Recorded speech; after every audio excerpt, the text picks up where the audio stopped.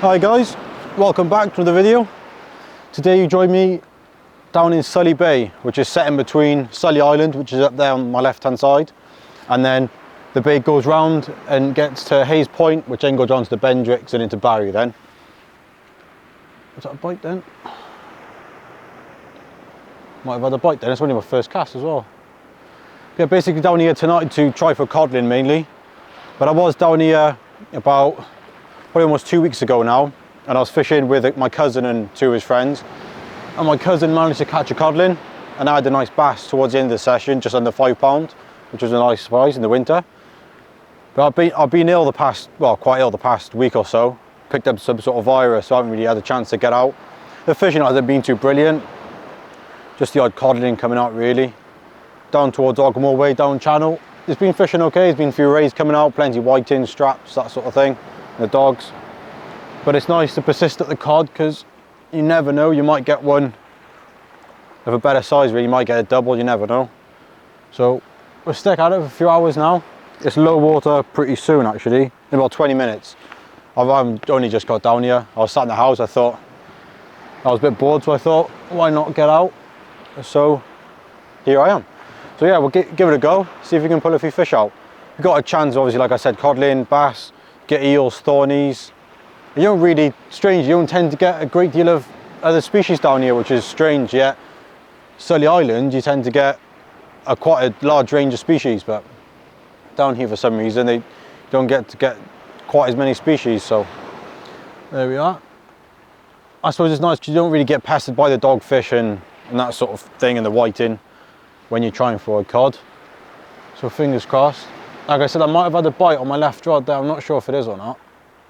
I'll reel that in now. They've been out for about 15 minutes, so I'll give them a check and get back to you with the baits and rigs and that sort of thing. So reel one of these in now and get back to you. Well, I'll reel that rod in just then, which I thought I had a bite on, and it looks like it was, but whatever it was, didn't find a hook, so I wasn't bothered in it because the bait was pretty smashed up, so must have been something out there. Right, the rigs for down here, I only fish short pulleys. For what I normally use, that's a very short pulley. The hook link's only probably about 1.5 to 2 foot long. And you don't tend to get a lot of tie down here.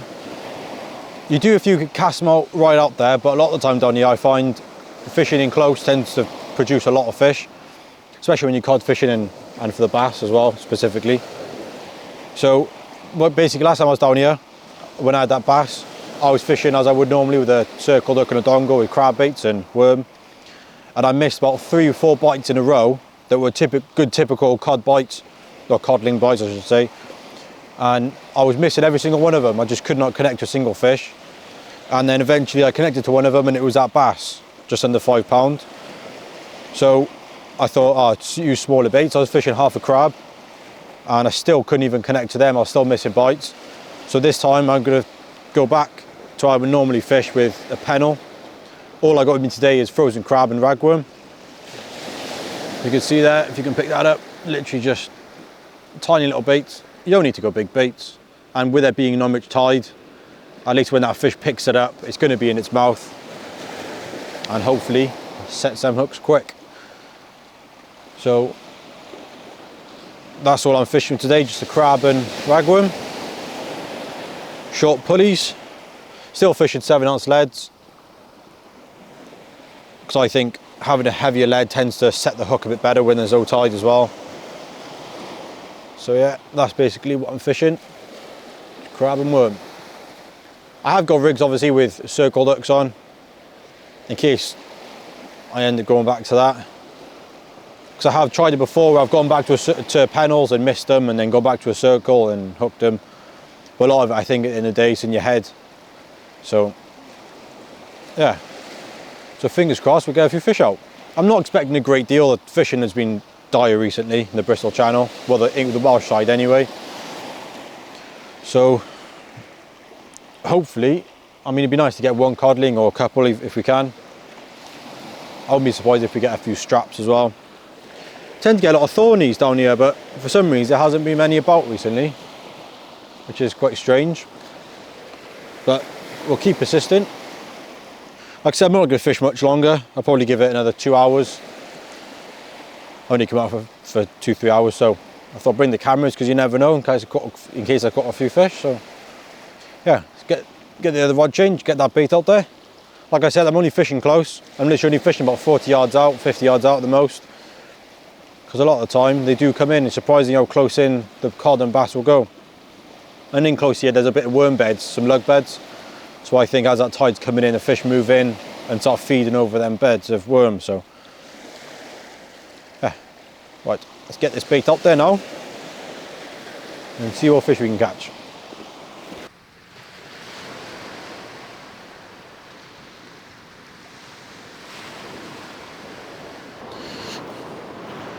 Well, there we go.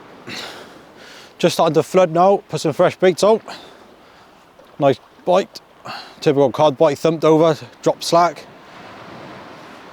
That's a lovely codling. Probably about 3.5 pounds, I'd say. Look at that, prime fish.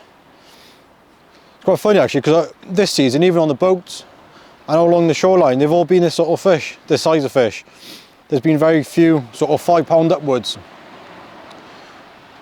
But it's a good stamp of fish though, can't complain with that, can you? So you take it on the crab bait there. Nailed in the corner.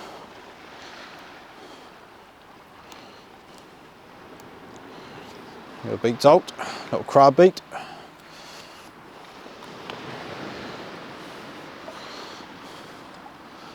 That's what we come for. Result. Always nice to set out for a target species and actually get it. So yeah, lovely fish. Fingers crossed now I might get another 1 or 2.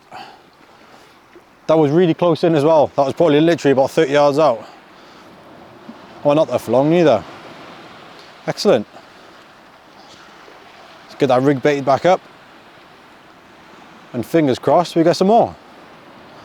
And obviously, as you could imagine, that is coming home with me. They're perfect size for eating if you're going to keep them. Don't get me wrong, the big ones are nice as well, but these little small, well, the smaller sized ones are much nicer eating. Excellent. All right, let's get that rig back out there. Right, well, that's another session pretty much wrapped up now. Just on our last 2 casts, just took out a nice crab and worm bait on the rods.